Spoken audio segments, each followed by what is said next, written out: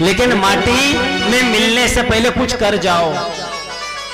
मिलना तो माटी में है, लेकिन माटी में मिलने से पहले एक आकृति बन जाओ, एक आध मूर्ति बन जाओ, एक आध कुछ बन जाओ। और जब बन गए ना तो कहता हूं मैं बार बार, एक बार नहीं 1000 बार, हंस के मरा कोई कोई, कोई रो रो के मरा।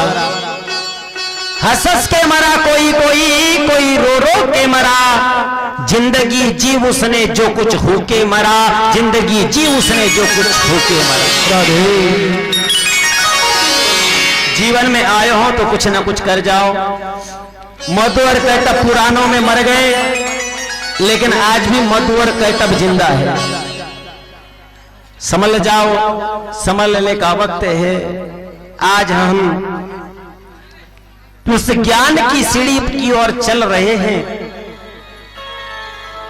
जन्मजय बड़ी भावुकता से, बड़ी श्रद्धा से, बड़ी करुणा से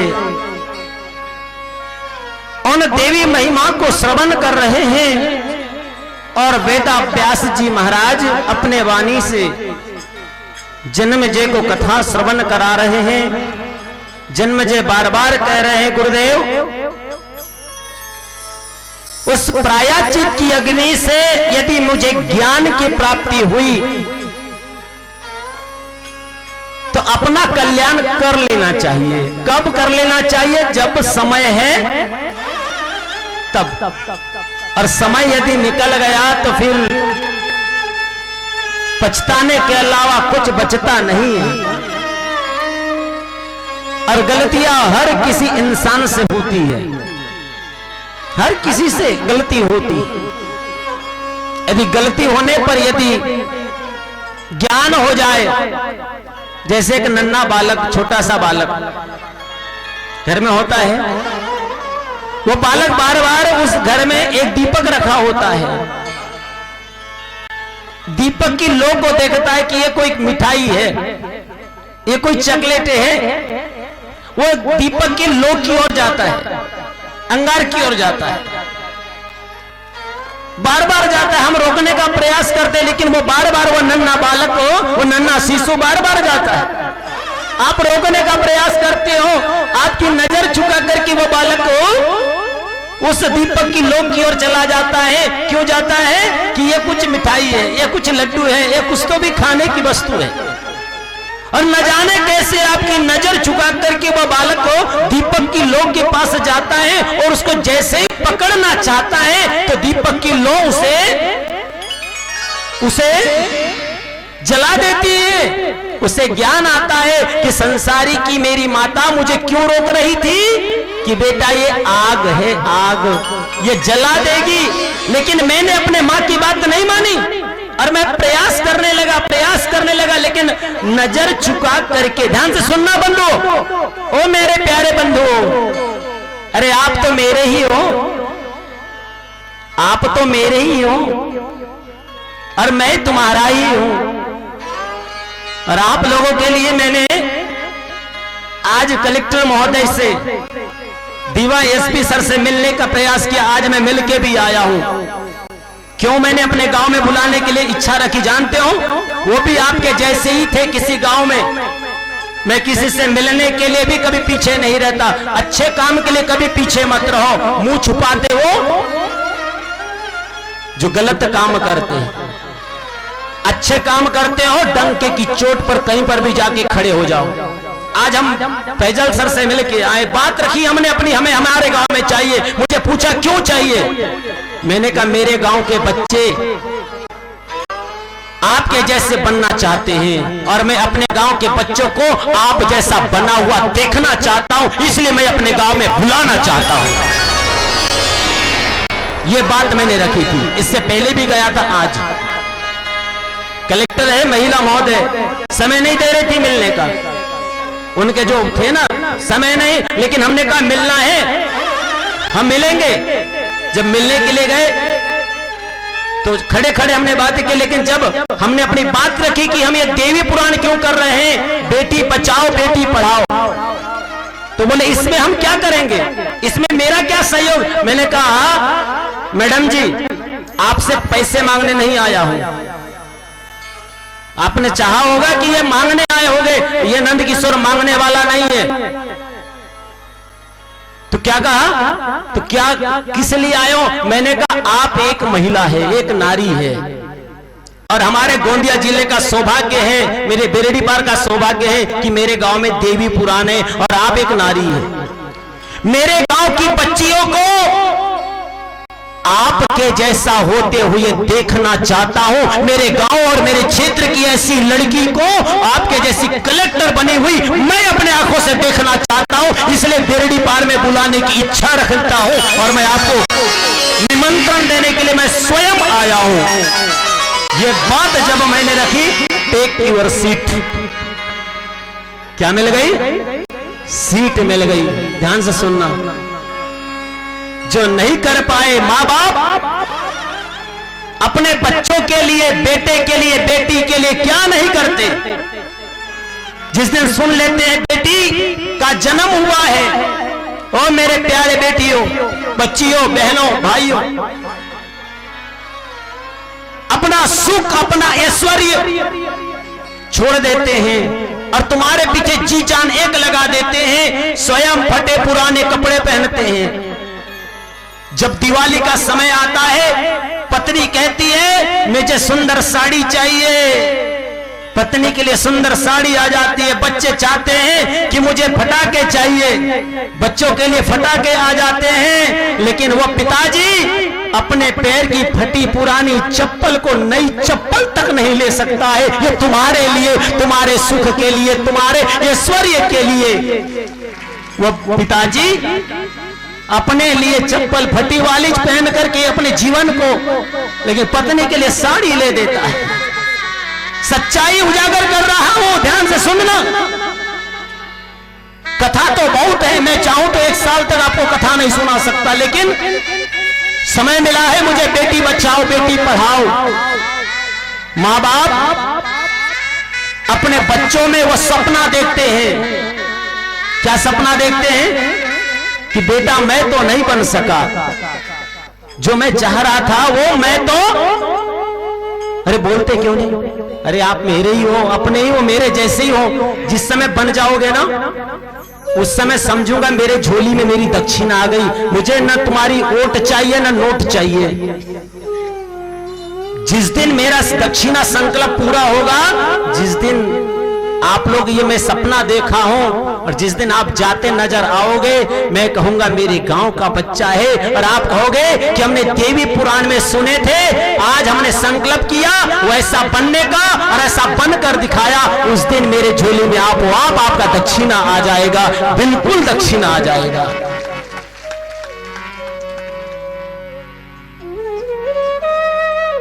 बड़ा स्वप्न सजाते हैं माँ बाप। मां भी बड़ा स्वप्न सजाती है कि मेरी बेटी तू पढ़, दुखी भी है, बुखार भी है, लेकिन बेटी से कहती तू बेटा पढ़ाई कर, मैं काम करती हूं। क्यों? क्योंकि वह मां ने अपने बेटी में, अपने बिटिया में वो स्वप्न देखा है। क्या स्वप्न देखा? कि मेरे जैसी ही मेरे साथ पढ़ने वाली ऑफिसर हो गई, लेकिन मेरे साथ परिस्थिति ऐसी न होने के कारण मैं यहां रह गई। लेकिन कोई बात नहीं बेटा, जो मैं नहीं कर पाई वो तू मुझे कर कर बता दे। मेरा आज त्याग तेरे सुख में मुझे आनंद नहीं, परम आनंद मुझे देगा, परम आनंद मुझे देगा। तो माँ बाप अपने बच्चों में वो सुख देखते हैं, इसलिए तुम्हारे लिए बेटा जी जान एक लगा देते हैं। और आजकल की युवा पीढ़ी तो देखो महाराज, पिताजी पैसा देते हैं, आप लोग क्या करते हैं जानते हो? अच्छा बनकर दिखाओ कि पिताजी स्वाभिमान के साथ चल सके और स्वाभिमान के साथ कह सके, गांव के लोग भी ऐसे स्वाभिमान के साथ कह सके कि ये हमारे गांव का है, ये हमारे स्थान का है। ऐसे स्वाभिमान के साथ कह सके। स्वाभिमान को जगाओ, अहंकार को नष्ट करो, क्योंकि जगत जननी अपने भक्तों का हमेशा कल्याण करने वाली होती है। और नाना रूपों में, नाना स्वरूपों में जगत जननी इस धरा धाम पर विराजती है। कुछ लोग पति पत्नी के संबंध के विषय में बोलते हैं।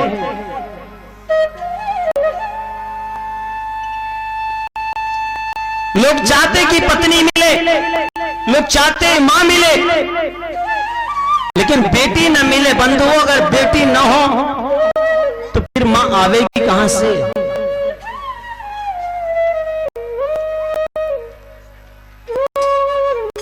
बेटी न हो तो मां आवेगी कहां से? इसलिए बेटी, और बेटी भी ऐसी, ओ मैया।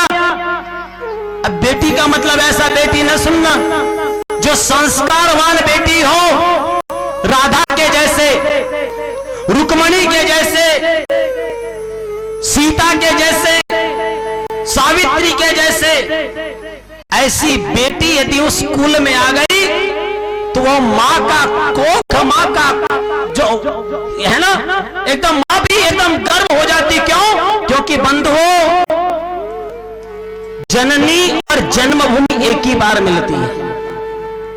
जननी और जन्मभूमि हमको एक ही बार मिलती है। और जो मां की कोख में 9 महीने तक बेटा या बेटी जो रहती है, वो मां का सबसे बड़ा सुख और कब होता है जानते हो? जब उसका बेटा अच्छे काम के लिए लग जाता है, अच्छे पद पर हो जाता है।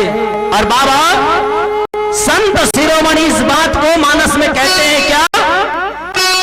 सोई जननी सोई सुत बड़ भागी, सोई जननी सोई सुत बड़ भागी, सोई जननी सोई सुत बड़ भागी, सोई जननी सोई सुत बड़ भागी, सोई जननी सोई सुत बड़ भागी। जो मातो पितु चरण अनुरागी, जो मातो पितु चरण अनुरागी, सोई जननी सोई सुत बड़ भागी। वो जननी की बड़भागी कब है? जब ऐसा सुत उस घर में हो, ऐसा बालक उस घर में हो। उस मां की कोख जो है वो धन्य हो जाती है जिस दिन दिव्य बालक का, दिव्य बालिका का जन्म उस मां की कोख से होता है। तब वो मां की कोख क्या हो जाती है? क्या हो जाती है? धन्य हो जाती है। और एक बात मेरे बंधु, कभी कभी पुराण करने जाते तो लोग हमसे कहा करते हैं, गुरुदेव भगवान जो है अखंड ब्रह्मांड अधिपति, भारतवर्ष में ही भारत की माता की कोख से ही क्यों जन्म लेते हैं? भारत में क्यों जन्म लेते? भगवान के जो 24 अवतार हुए हैं वो भारत में ही क्यों? जानते हो क्यों?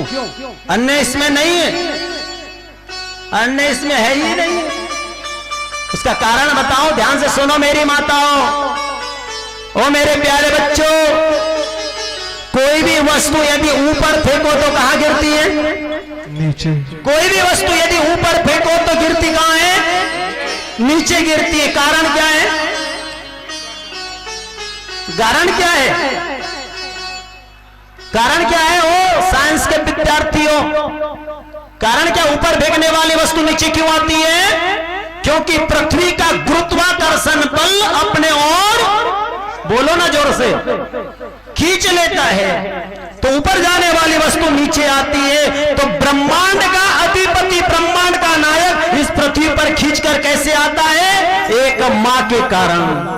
एक मां के सुकृत कर्म है, एक मां के ऐसे गुण है, ऐसे सुकृत कर्म है, ऐसे सुकृत कर्म के कारण अखंड ब्रह्मांड का नायक इस भारत मां की कोख में, इस नारी की कोख में पुत्र बनकर के आपके आंगन में खेलता है, आपके आंगन में डोलता है। तुम लोगों के कारण, उस मां के कारण, क्योंकि मां में वो ताकत है, मां में वो सामर्थ्य है, मां में वो शक्ति है कि ब्रह्मांड की अधिपति, ब्रह्मांड की परमात्मा को भी अपना बेटा बना सकती है। शक्ति के नहीं, लेकिन किस्सा ऐसी है, 5 किलो का पत्थर लिया और 5 किलो का लकड़ा लिया।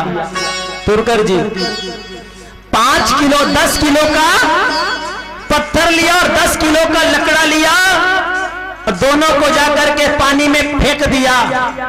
दोनों का वजन बराबर था, साठी जी 10-10 किलो का। लेकिन जब गया गंगा किनारे तो जाकर मैंने देखा कि पत्थर को भी फेंका, दोनों का वजन बराबर है, लेकिन पत्थर डूब गया है और लकड़ा है कि नहीं। कल कवलीवाड़ा जाकर देखना, पत्थर लेना और लकड़ा लेना, लकड़ा तैरने लग जाएगा और पत्थर डूब जाएगा। इसलिए तो हम कहते हैं हमेशा, क्योंकि 16 साल हो गए यहाँ पर राधे राधे ही चलता है, तो फिर आज क्यों न राधे राधे हों, क्योंकि पत्थर की राधा प्यारी, पत्थर के कृष्ण मुरारी। अगर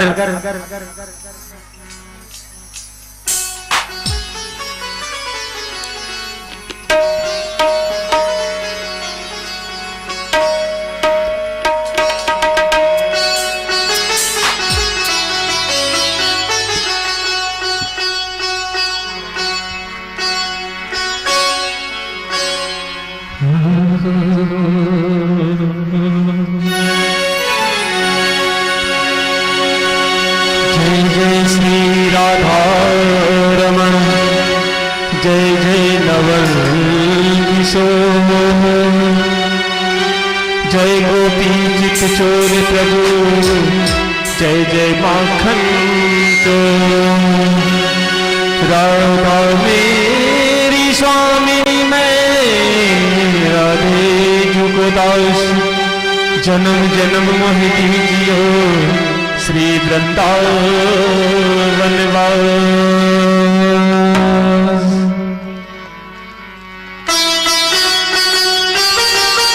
जय हो, मीठी मीठी तालियों के साथ।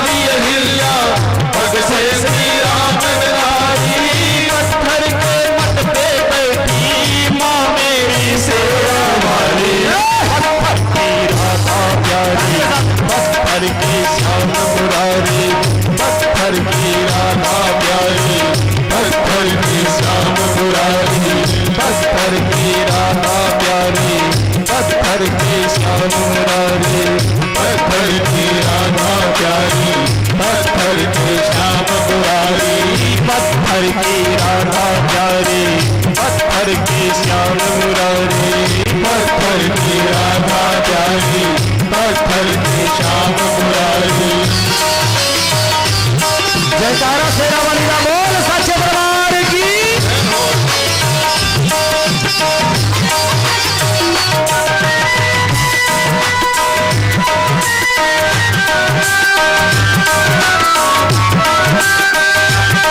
जय हो।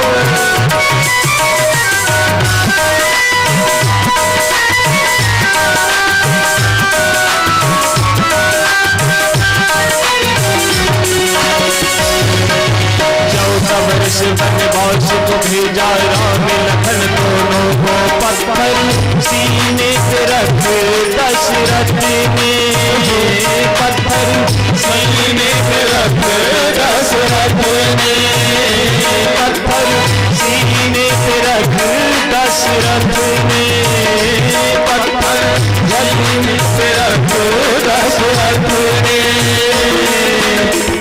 जुदाई का एक पत्थर सहादेव जी माने कैसी लीला रची कुदरत ने हो कैसे लीला रची कुदरत ने पत्थर बन पे पड़ा जिसमें ठाकुर बसा पत्थर बन पे पड़ा जिसमें ठाकुर बसा पत्थर के जगह जगह पे पत्थर के जगह जगह पे बोले भंडारी पत्थर की राधा प्यारी पत्थर की श्याम मुरारी पत्थर की राधा प्यारी पत्थर की श्याम मुरारी पत्थर से पत्थर जिसमें पैदा होती चिंगारी पत्थर की नारी अहिल्या तब से श्री राम ने तारी पत्थर के मठ पे बैठी माँ मेरी शेरा वाली पत्थर की राधा प्यारी पत्थर की श्याम मुरारी पत्थर की राधा प्यारी पत्थर की श्याम मुरारी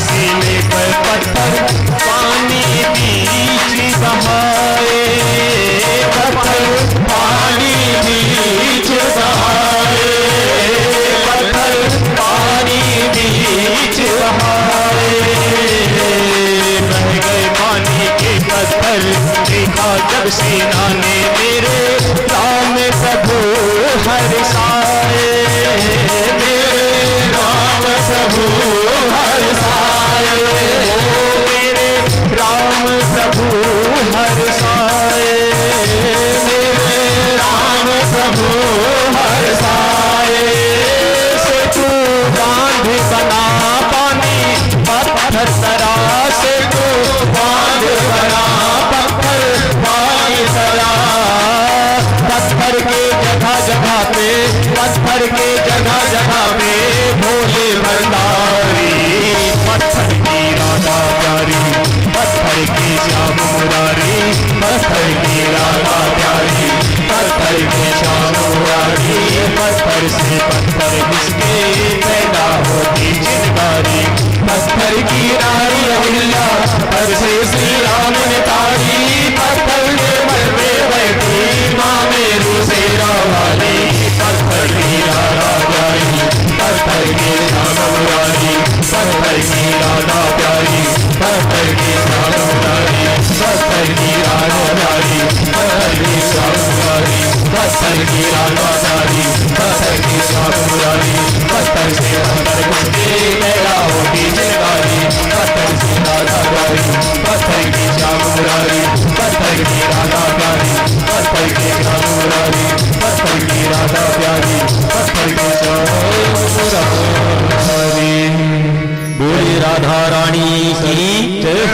जय जय श्री सभी लोग बात कर जय जय श्री राधे जय जय श्री राधे जय जय श्री राधे राधे का मतलब राह मतलब इति राधे जब हम विषम परिस्थितियों में फंस जाते हैं जब रास्ता हमको मिलता नहीं है वो उस मुश्किल की घड़ी से हमको रास्ता हमारी मंजिल तक हमें पहुंचा दे उसी का नाम है जय जय श्री राधे जब यहाँ पर जगह नहीं मिलती तो बोलते ना थोड़ा सा रास्ता दे, थोड़ा सड़क बोला। जो पहले आ गए वो आगे आगे बैठ गए। अब पीछे से आने वाले देखते पूरा पिंडाल फूल है, कहाँ बैठे तो बोले थोड़ा सड़क भला, थोड़ा सा बोलते हैं ना, रहा और आप बैठ गए। इसका मतलब है विषम परिस्थितियों से हमको निकाल दे, उसी का नाम है जय जय श्री राह दे, हमारी मंजिल तक हमें पहुंचा, इसी का नाम है बोले बरसाने वारी की। आवाज कम नहीं लग रही है? नहीं लग रही है? इनकी मेरी नहीं है, तो नीतीश का तो जोरदार है। माँ दुर्गा साउंड सिस्टम का तो सिस्टम ही हिला के रख दिया है पूरे क्षेत्र का, इतना जोरदार बना दिया है कि एक बार जोरदार तालियां बजा दीजिए, एक बार जोरदार जयकारा सबका, सब मिल करके जयकारा शेरावाली का बोल सच्चे दरबार की जय हो। जन्म जी ने कहा कि प्रभु भगवती योगेश्वरी के चरित्र की को कहने की कृपा कीजिए। व्यास जी कहते हैं पूर्व समय की बात है, इस धरातल पर महिषासुर नामक एक असुर था। महिषासुर नामक एक राजा था। महिषासुर ने कठिन तप किया और ब्रह्मा जी ने किसी के हाथ से न मरने का वरदान भी प्राप्त किया। पहला तो वर मांगा कि अमर हो जाऊं, तो ब्रह्मा जी ने कहा अमर तो हो नहीं सकते, एक कन्या के द्वारा तुम्हारा मृत्यु होगा। राजा जन्मेजय ने कहा कि गुरुदेव ये महिषासुर किसका पुत्र था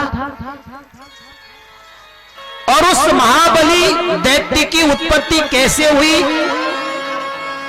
और उस महिषासुर का महिष रूप कैसे मिला, थोड़ा विस्तार से बताइए। बंधुओं, मन मिले तो मेला कीजिए, तन मिले तो चेला। मन मिले तो मेला कीजिए, तन मिले तो चेला, और ज्ञान मिले तो सद्गुरु कीजिए, नहीं तो भला अकेला। दैत्य के जो गुरु है ना शुक्राचार्य जी, पहले देवता और दानव ये भाई भाई थे। ध्यान से सुनना, ये भाई भाई है। ऋषि कश्यप के संतान हैं। ऋषि कश्यप की 13 पत्नी थी और 13 पत्नी में से, ध्यान से सुनना बंधुओं, कश्यप ऋषि की 13 पत्नी किसकी पुत्री है? दक्ष प्रजापति की पुत्री है। दक्ष प्रजापति की 60 कन्याओं का वर्णन मैंने श्रवण कराया, जिसका वर्णन मैं आप लोगों को करा रहा हूं। धर्म के पुत्रों का वर्णन इस प्रकार है: भानु, विद्योत, कुकुब, स्वर्ग, विश्वेगण, स्वाध्यागण, मरुत्वान, जयन, मुहूर्तिक, मनोरथ, द्रोण, प्राण, ध्रुव, अर्क, अग्निदोष, वसु और विश्वकर्मा, ये धर्म के पुत्र हैं। अंगीरा की पत्नी से स्वधा, अंगीरा की पत्नी से स्वधा, स्वधा से हुए पीतर, पितरों के लिए बोलते हैं ना स्वधा। कद्रु से हुए नाग, पतंगी से पक्षी आदि पैदा हुए। चंद्रमा की 27 पत्नियां थी। कितनी? 27 पत्नियां थी, जिसे आप 27 नक्षत्र कहते हैं। अश्विनी से लेकर रेवती तक, जिसमें जन्म के मूल के 6 और पंचक के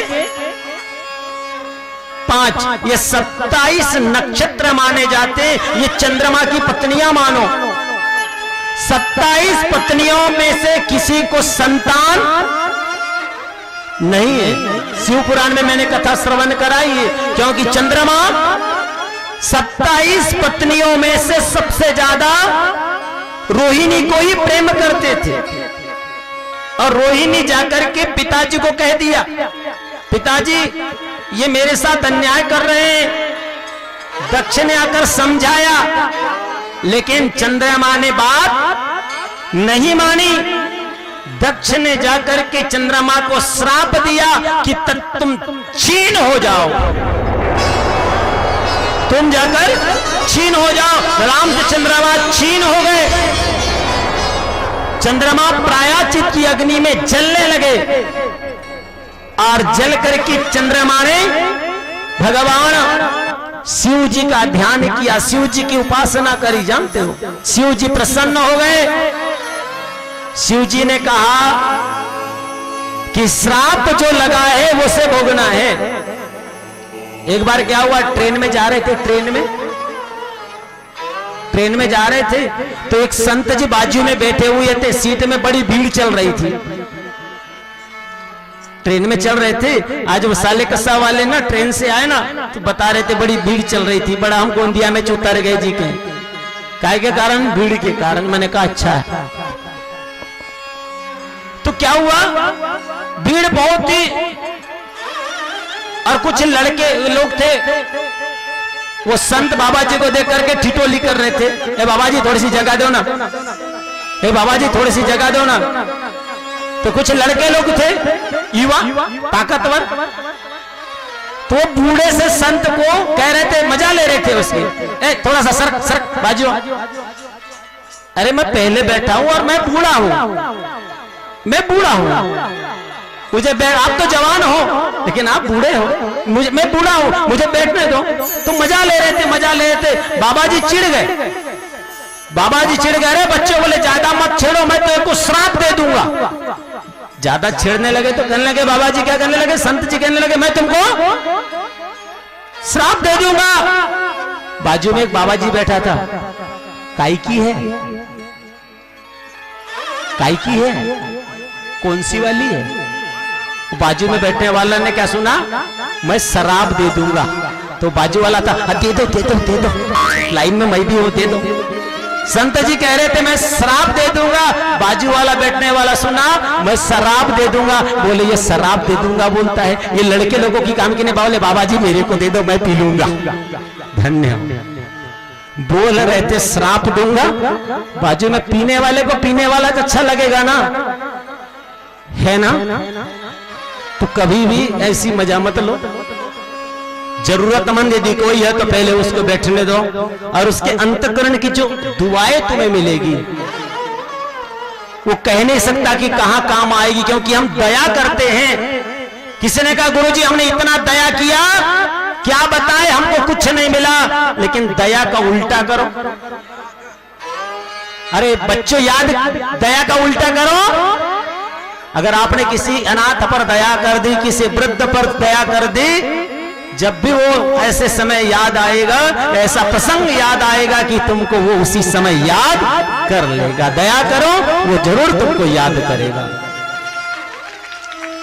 हमने किसी का जीवन में यदि भला किया, हमको भले ही कुछ न मिला हो, लेकिन भला का उल्टा करो, लाभ कहीं ना कहीं तो होगा। चंद्रमा प्रायश्चित की अग्नि में जल रहा है, चंद्रमा क्षीण हो गया। चंद्रमा भगवान शंकर जी की शरण में गए। बोली शंकर भगवान की। शंकर का मतलब है संकट को दूर, संकट को दूर कर, इति शंकर। जय शंकर, कांटा लगे ना, जय शंकर। भगवान शंकर जी आए, प्रसन्न हुए। श्राप तो श्राप है, लेकिन चंद्रमा से कहा कोई बात नहीं, तेरा श्राप थोड़ा थोड़ा दूर होगा। एक एक दिन तुम्हारी कला बढ़ेगी, जब पूर्णिमा आ जाएगी तब पूर्ण रूप से हो जाओगे। शुक्ल पक्ष में एक एक कला तुम्हारी बढ़ेगी और कृष्ण पक्ष में एक एक कला तुम्हारी कम होगी। और भगवान भूत भावन भोलेनाथ चंद्रमा के नाम से ही हमेशा हमेशा के लिए सौराष्ट्र में अर्थात गुजरात में सोमनाथ के नाम से, क्योंकि चंद्रमा का एक नाम क्या है? सोम। सोमनाथ के नाम से सदा सदा के लिए विराजित हो गए। बोलिए सोमनाथ महादेव की जय। हर हर महादेव।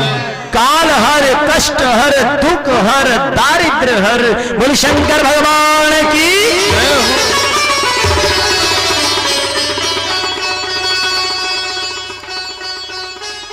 चंद्रमा की कोई संतान नहीं, लेकिन कश्यप ऋषि की तीमी नाम की पत्नी से जल जंतु, ध्यान से सुनिए, 13 पत्नियों के ऐसे क्या क्या हुए हैं।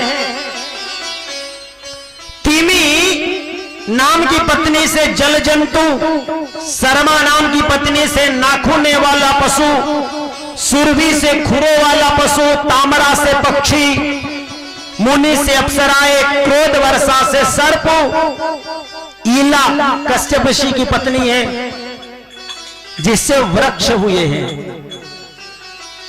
ईला से वृक्ष,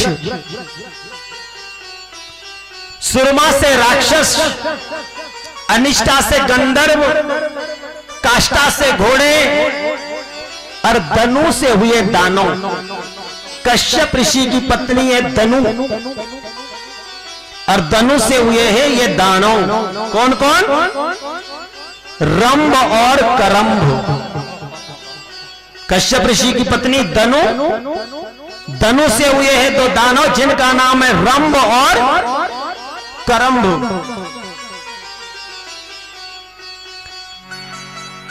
धनु के पुत्र वैश्वानर की उपदानवी हथिशिरा, पुलोमा, कालका 3 पुत्रियां हुई।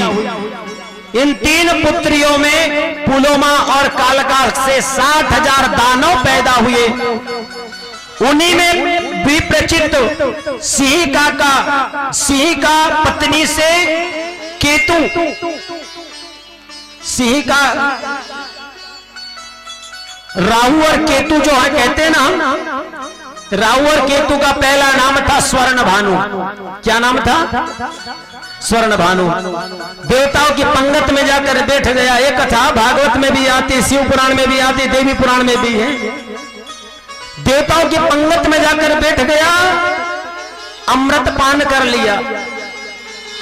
अच्छे व्यक्तियों की पहचान भोजन करते समय हो जाती है।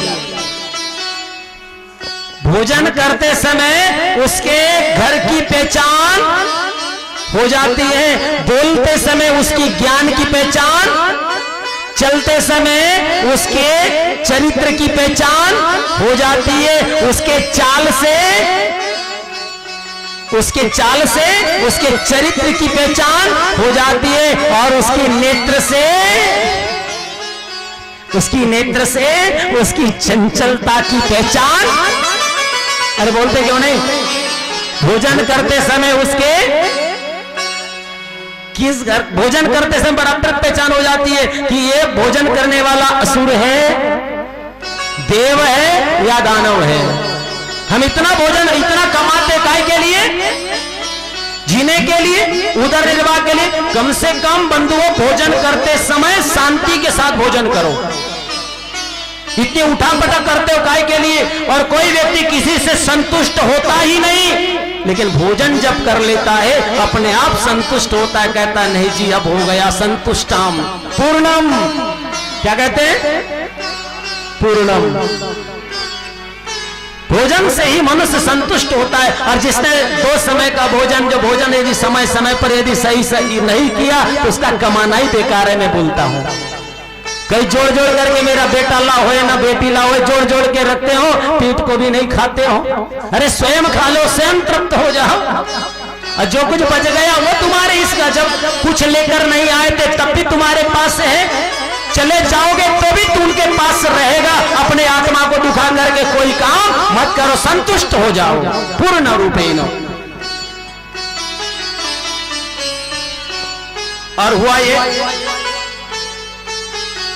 स्वर्ण भानु देवताओं की पंगत में जाकर बैठ गया। भोजन करने का एक नियम होता है, कभी ब्राह्मणों के साथ कभी संतों के साथ भोजन करो। कभी मौका आया होगा, कभी एक बार तो भी संतों के सानिध्य में जाकर भोजन करने बैठो, देखो उनके भोजन का तरीका। खाते वही है, दाल चावल रोटी सब्जी, लेकिन उनके बैठने का तरीका, उनके भोजन करने का एक भाव, क्योंकि सात्विक अन्न यदि हमारे शरीर में जाता तो सात्विक ऊर्जा देता है। और सात्विक ऊर्जा मिलने का मतलब जहां आप बोलोगे वहां धारा प्रवाह चलती रहेगी। और कल कल कल कल कर खाते रहोगे, खाते समय चिलचिल। पर तुमने कभी चिंता की है उस मां की, उस पत्नी की, कि जिसने स्वयं आग के पास में रह करके अपने आप को तपाया, अपने हाथ को जलाया, रोटी जल बनाते बनाते हाथ को जलाया, आग के पास में तप करके आपको रोटी ला करके दी परोसी, और आप उनके सामने कल कल कल कल करने लगते हो, काव काव काव काव करने लगते हो। नमक कम हो गया, मिर्ची कम हो गई, थाली उठाकर फेंक दिया, हैं? सब्जी उठाता है सब फेंक दिया। कभी चिंता कर रहे हो अपने? अरे स्वयं तो भूखे रह करके तुम्हारे लिए भोजन बनाया है, और तुम काव काव काव कर, जिंदगी तुम्हारी काव काव करने में निकल जाएगी। इसलिए देवी पुराण का महत्व को जानो, समझो, जीवन में उतारो। भोजन तो कम से कम संतुष्टि लायक करो, शांति के साथ भोजन करो। अन्नम पुष्टि, अन्न का जो एक एक रस है, एक एक इंद्रियों तक जाने दो, एक एक इंद्रियों तक वो रस जाने दो। एक बार हुआ क्या जानते हो? अपन लोग किसान हैं, एक गांव में एक किसान की भैंस जो है ना वो चारा नहीं खा रही थी। एक किसान की जो भैंस थी ना, वो रामटेक वाले भैया ऋषि, एक किसान था, वहां के किसान भैंस जो है ना वो चारा नहीं खा रही थी, पैरा नहीं खा रही थी। वो परेशान हो गया, डॉक्टर को बुलवाया, डॉक्टर ने 2-4 इंजेक्शन लगाया। इंजेक्शन से तो ठीक थी, मगर वो चारा खाने तैयार नहीं है।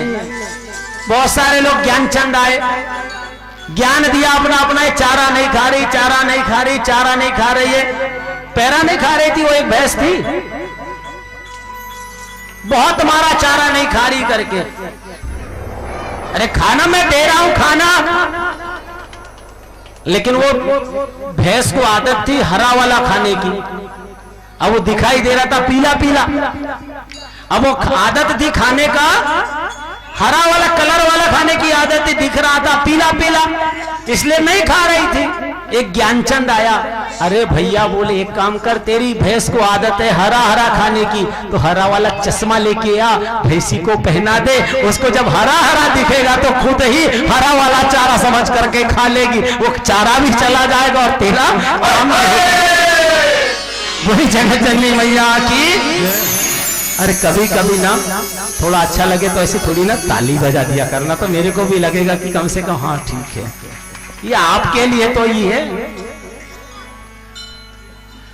तो भोजन करते समय थोड़ा जल को घुमा लेना चाहिए, एक आसन पे बैठ करके भोजन करना चाहिए, भोजन करते समय व्यर्थ की बातें नहीं करना चाहिए, और बड़े शांति के साथ भोजन करना चाहिए, नियम है भोजन का। स्वर्ण भानु चला गया, अब अमृत देवताओं को पिलाया जा रहा था, वारुणी मदिरा राक्षसों को पिलाई जा रही थी। स्वर्ण भानु जान गया और देवताओं की पंगत में बैठ गया। जो तृप्त होता है ना वो तृप्त ही नजर आता है, जिसको कभी खाने को मिला नहीं ना वो कैसा करता जानते हो ना। ये स्वर्ण भानु आगे आगे आगे आगे होने लगा, मेरे को मिलता है कि नहीं, मेरे को मिलता है कि नहीं, मिलता है कि नहीं। देवता लोग पहचान गए, ये हमारी पंगत का, ये हमारी पंगत का नहीं है, अमृत यहां तक चला गया था। भगवान विष्णु जी ने सीधा सिर ही काट दिया, हो गया राहु और केतु। बंधुओं, राहु और केतु को ढूंढने जाना है तो कहीं नहीं, आपके पास ही राहु है और आपके पास ही केतु है। बताएं राहु कहां है? आपका मुख ही राहु है और कंठ ही, आपका मुंह ही राहु है। यदि बड़े से बड़े काम को यदि आसान करना है तो मुंह में मधुरता चाहिए, मिठास चाहिए। और छोटे से छोटे काम को यदि बिगाड़ना है, मुंह में राहु बैठ गया, मुंह से अपशब्द निकल गया, तो छोटा सा भी काम होने वाला। मुखमंडल में ही राहु है, मुखमंडल में ही केतु है। और आप सभी जानते हो मिठाई कितनी महंगी से महंगी मिठाई लो, कीड़ा एक दिन, चीटा एक ना एक दिन। बोलो ना, वो पीछे बैठने वाले भैया,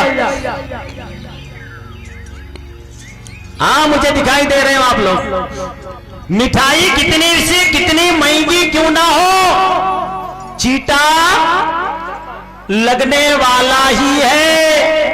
नमक कितना भी सस्ता क्यों नहीं हो, कीड़ा कभी लगता। मिठाई में कीड़ा लगता है, नमक में कभी कीड़ा लगता है कि नहीं। और देवताओं को अमृत में लगाया, मारोनी मदिरा में लगाई। लेकिन शुक्राचार्य जी के साथ घटना क्या हुई जानते हो? शुक्राचार्य पहले देवताओं के ही पक्ष में थे। क्यों? क्योंकि कश्यप ऋषि की ही संतान है दीति और अदिति। अदिति से देवता हुए और दीति से ही दैत्य हुए।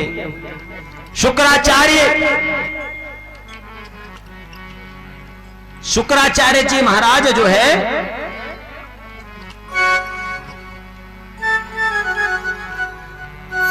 ख्याति, उनके नाम, उनके माताजी का नाम है ख्याति। हिमकुंड वृणालाभम दैत्यानाम परम गुरु सर्वशास्त्रों प्रवक्तार भार्गव प्रणव। भार्गव ऋषि के पुत्र, माताजी का नाम है ख्याति। जो हम आज महामृत्युंजय जप का जाप कर रहे हैं, महामृत्युंजय की सिद्धि दैत्य गुरु शुक्राचार्य जी ने करी है। और इसका सबसे बड़ा प्रयोग राजा बलि के ऊपर किया गया, क्योंकि राजा बलि को देवताओं ने छल से मार दिया था। देवताओं को एक बार देवताओं ने बलि को मार दिया था। क्यों? क्योंकि मनुष्य को स्वार्थ अंधा कर देता है। और स्वार्थ के कारण मनुष्य, ये मेरा भाई है, ये मेरा सगा है, ये मेरी बहन है, हम ये सब भूल जाते हैं। और महाराज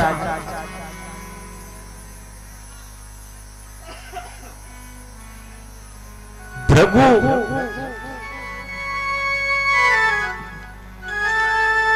दैत्य गुरु शुक्राचार्य जी तपस्या करने गए। उस समय क्या हुआ, देवराज इंद्र ने दानों पर चढ़ाई कर दी थी, विवाद हो गया था भाई भाई में। तो ये दानों लोग जो है ब्रह्मा के पास गए, ब्रह्मा ने शरण नहीं दी। विष्णु के पास गए, विष्णु ने शरण नहीं दी। इंद्र, वरुण, कुबेर सब देवताओं के पास गए, लेकिन किसी ने शरण नहीं दिए। जब असुर लोग शुक्राचार्य जी की माताजी ख्याति के पास गए, ख्याति को उन्होंने जब प्रणाम किया, शरण में आए हो, रक्षा करना मेरा, ख्याति ने उन्हें शरण दी। जब शरण दी तो देवताओं ने समझाया कि ये असुर है, इसे शरण मत दो। तो ख्याति ने कहा ये मेरी शरण में आए हैं, मैं इन्हें सुधरने का एक मौका दूंगी। भगवान विष्णु जी ने कहा नहीं नहीं नहीं नहीं, इन्हें मर जाना चाहिए। बोले जब तक मैं जीवित हूं तब तक इनको कुछ भी नहीं हो सकता। यह दैत्य गुरु शुक्राचार्य जी की माताजी ने कहा। और हुआ क्या जानते हो? दैत्य गुरु शुक्राचार्य जी की माताजी ने क्या किया, उन असुरों को अपने शरण दी। जब शरण उन्होंने दी तो भगवान विष्णु ने बोले शरण क्यों दी? तो भगवान विष्णु ने अपने सुदर्शन चक्र से शुक्राचार्य जी के माताजी का सिर ही काट दिया। और जब यह बात शुक्राचार्य जी को पता चली, हे देव, हे विष्णु, आज से तुम हमारे शत्रु हो गए हैं। उस दिन से शुक्राचार्य जी बन गए दैत्यों के गुरु। उसी दिन से दैत्यों के सम्राट, दैत्यों के गुरु। और जब जब शुक्राचार्य जी ने जिसको भी दीक्षा दी, उनको मारने के लिए भगवान को ही इस धरती पर आना पड़ा या फिर भगवती को इस धराधाम पर आना पड़ा है। ऐसे श्रेष्ठ कहते हैं। मेरी जो किताब थी अनमोल विचार, उसमें लिखा था दैत्य शुक्राचार्य समान गुरु नहीं। तो वहां से फोन आया था छिंदवाड़ा से, जो कैलेंडर हमारा पहुंचा था, गुरुजी अपने कैलेंडर में लिखा कि शुक्राचार्य जैसे गुरु नहीं, दशरथ जैसे पिता नहीं। ये शुक्राचार्य जी का मतलब, अरे जब जब शुक्राचार्य जी ने जब जब दीक्षा दी है वो असाधारण नहीं दी, जिसके लिए भगवान को या भगवती को इस धरा धाम पर लाना पड़ा वो शुक्राचार्य है। बोली जगत जननी मैया की, क्योंकि मां भगवती जगत जननी भी है और संहार करने वाली भी है। तो हम सब माई के दरबार में हैं। माता रानी से हम प्रार्थना करें, हे मां भगवती हम शरण तुम्हारे आए हैं, रक्षा हमारी करो। नीच मार्ग पर अच्छे मार्ग पर हम चलना चाहते, हमारा मार्गदर्शन करो। बोली जगत जननी मैया की जय। आइए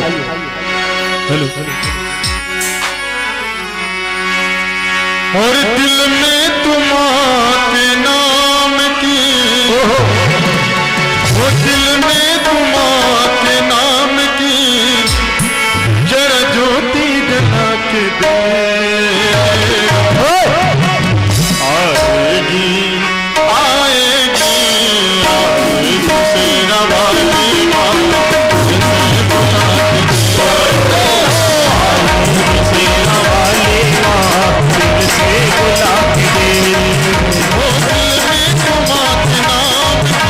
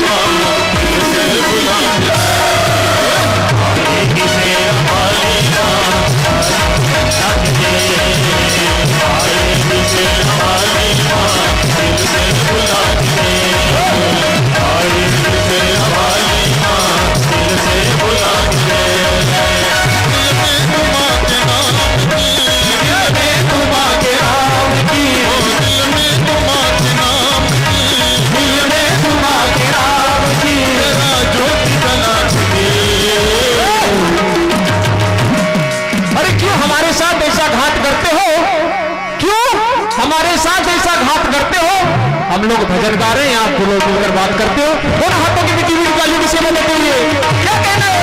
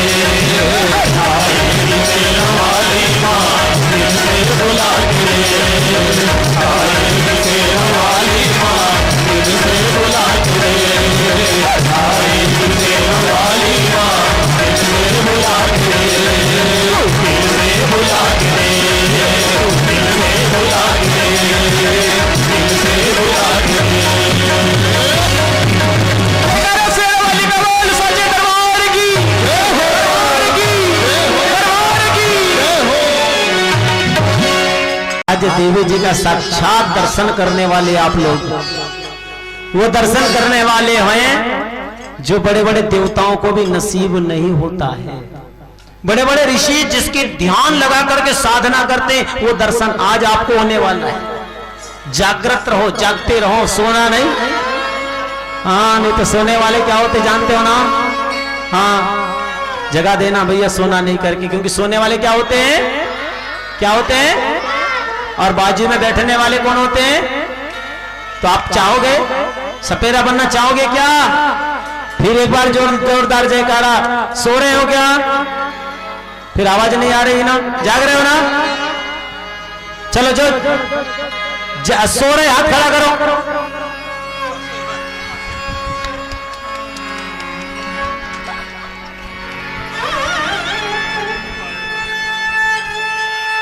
अच्छा, जो जाग रहे हो हाथ खड़ा करो। और जो सोए हुए हैं वो अपने हाथ नीचे ही रहने दो। जो सोए हुए हैं वो अपने हाथ नीचे ही रहने दो, अर्थात वो सोए हुए। कितने लोग सोए भैया दिखाओ? जिनके हाथ नीचे वो सोए हुए हैं, और जिनके हाथ खड़े वो माता रानी के दर्शन के लिए आतुर है। हे मां, कहीं देर न हो जाए, हमारी आंखों की पुतली से हमारी आंखें बंद न हो जाए। आज हम अपने सजल नेत्रों से इस ग्राम में दर्शन करने के लिए आए हैं। हे जगत जननी वैष्णो देवी, रतनपुर की महामाया, कांगड़ा की मां, किरनापुर की, लांजी की, और कहां कहां की, जहां नहीं गए हो वहां की मैया का दर्शन करने के लिए हम आए हैं। जय हो माई की, जय हो माई की, जयकारा शेरा वाली ता बोल सच्चे दरबार जय हो।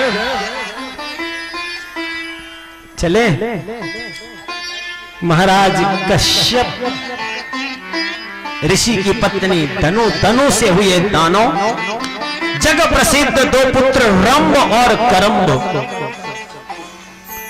रंभ और करम्ब ने जल में रहकर के तप किया। रंभ प्रस्तुत दूध वाले वट वृक्ष के नीचे गया और पंचाग्नि की व्यवस्था करके तपस्या में लीन हो गया। बंधुओं, आप बड़भागी हो, अक्षय वट के नीचे बैठे हो। और मैं जब गया हूं तो 2 जगह अक्षय वट का दर्शन किया हूं। आपको सजल सरल अक्षय वट के नीचे कथा सुनने का फल होता है। अक्षय वट कहां है जानते हो ना? अक्षय वट है एक है इलाहाबाद में, त्रिवेणी संगम के निकट। कहां चले गए काका जी? अभी हम जब गया जी गए थे ना,